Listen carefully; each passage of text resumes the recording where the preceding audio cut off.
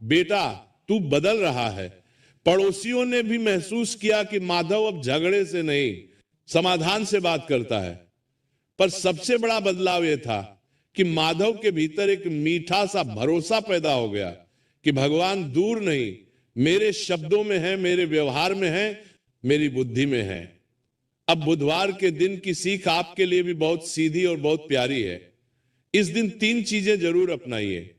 पहली, सुबह थोड़ा सा नाम स्मरण, कम से कम 11 या 108 बार गम गणपतये नमः। दूसरी, वाणी का व्रत, आज किसी को कटु नहीं बोलना, चाहे सामने वाला कठोर हो।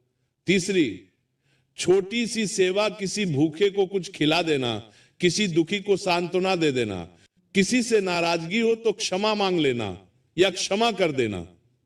यही असली बुधवार है, यही गणेश पूजन का फल है।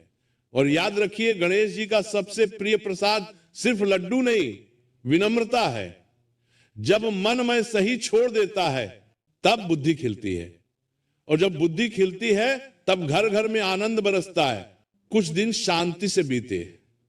माधव अब हर बुधवार नियम से दीपक जलाता, गणेश नाम जपता, वाणी का व्रत रखता और यथाशक्ति सेवा करता। गांव वाले भी कहने लगे, पहले यह लड़का आग था, अब ठंडक बन गया है।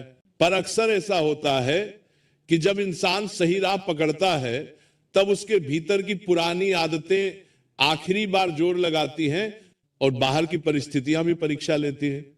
एक बुधवार की ही बात है, गांव में पंचायत बैठी थी। खेत की मेड़ को लेकर 2 परिवारों में झगड़ा हो गया था। माधव के पिता का भी उस खेत से संबंध था, इसलिए उन्हें भी बुलाया गया। माधव पिता के साथ गया। वहां सामने वाले पक्ष का मुखिया बड़ा कठोर स्वभाव का था। उसने पंचायत के बीच ही ऊंची आवाज में अपमानजनक शब्द कह दिए। माधव के पिता पर भी और माधव पर भी माधव का खून खौल उठा। वही पुराना स्वभाव जाग गया। अभी जवाब दूं, सबको दिखा दूं। उसके भीतर शब्दों की तलवार चमकी, जीभ पर तीखापन आ गया, पर उसी क्षण उसके हाथ की माला की गांठ उंगलियों में आ गई, जैसे किसी ने भीतर से याद दिलाया, आज बुधवार है, आज वाणी का व्रत है, आज नाम पहले।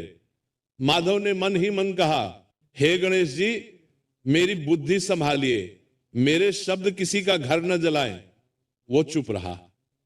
पंचायत में चुप रहना कमजोरी नहीं होता, ये संयम होता है।